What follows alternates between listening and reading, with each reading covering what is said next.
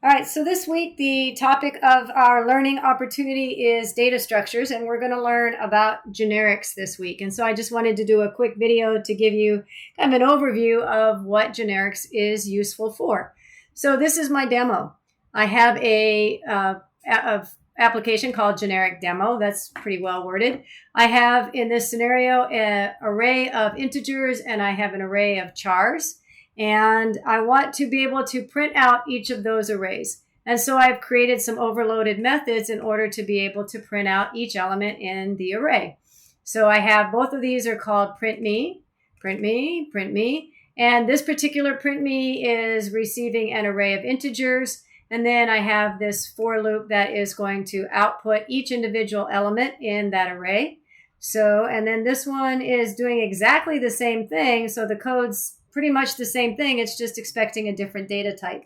So if you look at those methods, you say, well, yeah, that works. And it's okay for the fact that we have very little data here.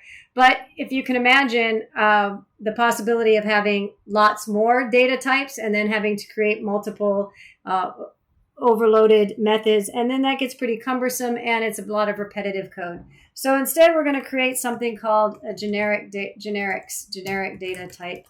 And I'm just going to paste the code in so you can see what it looks like rather than my having to fat finger and type as we go here. So what you're going to see now is a little bit different syntax. So we still have the public static, that part's the same. We still have the void, so the return type, that's all the same. But what you're going to see different now is before the return type, we have this angle bracket.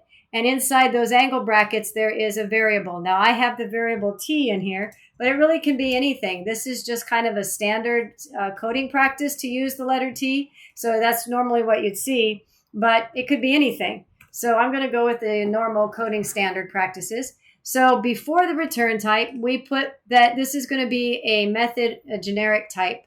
And so what we'll do then is, since we're declaring this as generic with this generic T, in our parameters, then we have that same letter that we used here, so the same letter variable, and that it's going to be an array of T's. Well, we don't know what a T is. It can be anything, and that's the whole point of generics. So the point is that the code should work no matter what data type we send in. It's a generic data type.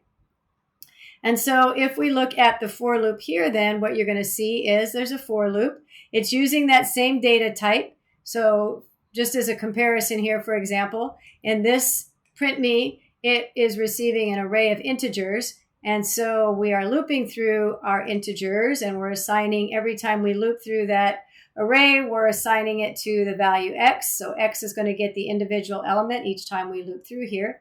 So it's the same scenario. Here we're just receiving a generic type that we're calling t. And so there's our data type, our generic data type right here. And so every time we loop through our vars, whatever happens to be sent in here, whatever array happens to be in here, each time we loop through, that value is going to be put into this variable, and we're going to output that variable.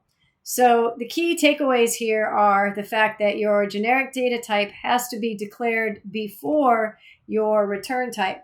And so in each of these scenarios, I have the word integer, char, and generic, so we can see which method actually ran when we used print me. So in this case, print me is an array of integers, and we're sending that array of integers. Now, which one is it going to choose? Is it going to choose door number 1? Obviously not door number 2, because it's not a char, or door number 3, which is generic. Well, let's go ahead and run the code, and we'll see what happens. So waiting, and there it is. So it looks like it chose door number 1. So even though we have a generic, oh, I lost it. There it is. So even though I have this generic method defined, if there is a more specific type that matches, in other words, this integer, this is an array of integers. We're sending an array of integers, and this method is more specific. It's receiving integers. Therefore, the compiler is going to choose this method to run because it is an array of integers. So you can see that integer is what printed out, so that's how I knew it ran this particular method. So let us then comment out this one. And let's run it again and see what door now. We only have 2 doors to choose. We have door number 1, or I guess 2 now, or 3. So if we run that, what we should see is that this time the integers worked from our generic method. And I know that because I have the word generic here. So you can see that the integers got sent to my generic method, and it worked just fine. Everything seemed to output 1, 2, 3, 4.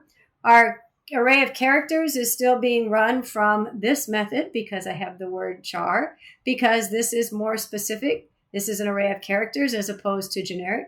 So let's do this then and comment out our last one. And now let's see if this generic one handles both the integer and the char. Let's run that and see what happens.